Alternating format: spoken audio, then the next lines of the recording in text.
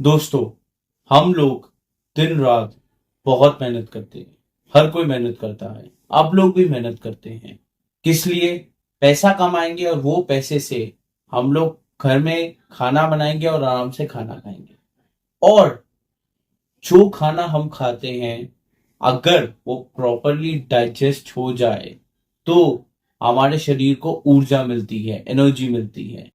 और अगर वो खाना सही ढंग से डाइजेस्ट नहीं हो रहा तो हमारे शरीर में कोई ना कोई दिक्कत ला रहा है, जिसकी वजह से आप लोग प्रॉब्लम में पड़ने वाले हैं। आज मैं इस वीडियो में आपको बताऊंगा कि ऐसी क्या दिक्कत आ रही है जिससे आपको ये प्रॉब्लम्स आ रही है। और अक्सर बहुत लोग इस प्रॉब्लम से परेशान हैं। एक स्टडीज में ये पाया गया है कि हिंदुस्तान में कम से कम 50% लोग अपनी पेट की समस्याओं से परेशान हैं। कईयों को पेट की इतनी भयंकर भयंकर समस्याएं हैं, जैसे कि पेट में मरोड़ियां आना। जब भी कुछ खाना खा रहे हैं एकदम से पेट फूल रहा है। कई पेशेंट्स को तो मैंने देखा है कि जब भी कुछ खा लेते हैं तो एकदम से उनको वॉशरूम भागना पड़ता है। और कई पेशेंट्स को तो कॉन्स्टिपेशन होती है। कई पेशेंट्स का खाना डाइजेस्ट नहीं हो पाता। कईयों को वॉमिटिंग्स होती है। तो आज इस वीडियो में जानेंगे क्या होता है आईबीएस। किसी को भी ये प्रॉब्लम हो सकती है। कैसे इससे बचें, कैसे इससे ठीक हो, जिससे आपका लाइफस्टाइल स्मूथ चल सके। सो आइए जानते हैं। Hello friends, welcome to my channel. आज मैं बात करूंगा आईबीएस, इसको बोला जाता है इरिटेबल बाउल सिंड्रोम। जिस तरीके से हम लोगों का लाइफस्टाइल चल रहा है, ये बीमारी अक्सर बहुत लोगों को है। बच्चे हों, एडल्ट्स हों, बुजुर्ग हों, हर किसी को कहीं ना कहीं खाना पचाने में दिक्कत हो रही है। और वो लोग इतनी तकलीफ में पड़ जाते हैं कि उन लोगों को समझ ही नहीं आता कि हम लोग क्या करें। और जब भी ट्रीटमेंट ले रहे हैं, हम लोगों को सही ढंग से ट्रीटमेंट नहीं मिल पा रहा, जिससे हमारी ये प्रॉब्लम दूर नहीं हो रही।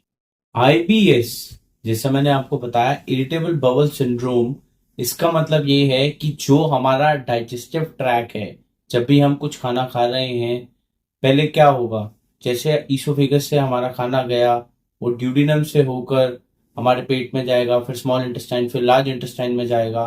तो जो हमारा डाइजेस्टिव ट्रैक है वो दिखता तो नॉर्मल है, बट सही ढंग से काम नहीं कर रहा, जिसकी वजह से हमारा जो खाना है वो प्रॉपरली डाइजेस्ट नहीं हो पा रहा। और ये प्रॉब्लम फीमेल्स को ज्यादा हो रही है एज कंपेरेबल मेल्स।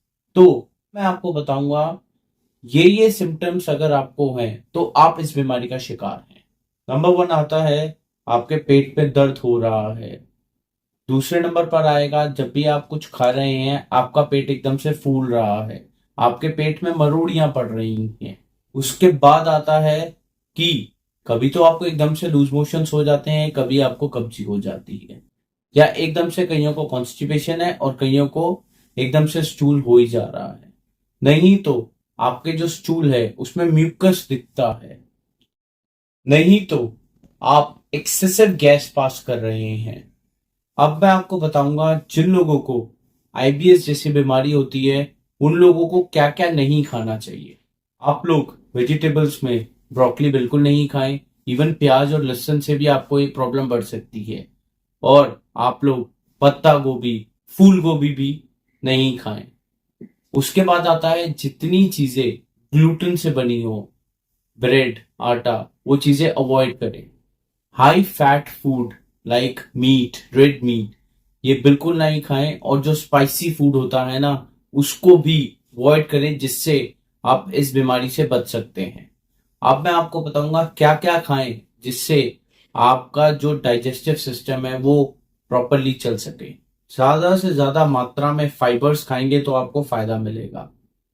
और जितने नट्स और सीड्स होते हैं उसमें भी खाने में आपको फायदा है। लो फैट प्रोटीन्स लेंगे जैसे कि एग्स हैं, और आप लोग लैक्टोज फ्री प्रोडक्ट्स लें, जिससे आप इस बीमारी से ठीक हो सकते हैं।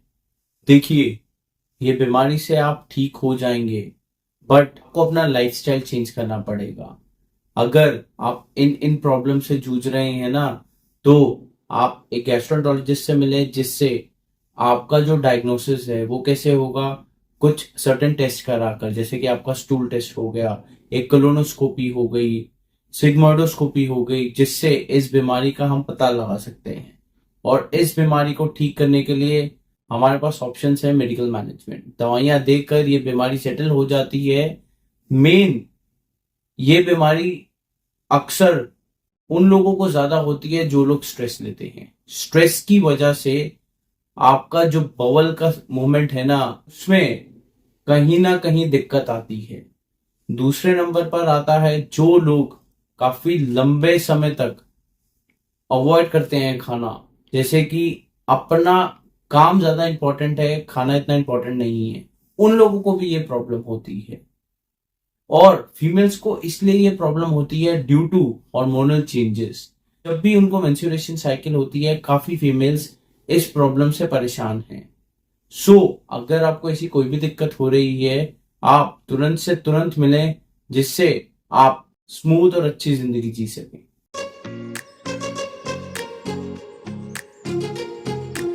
Thank you.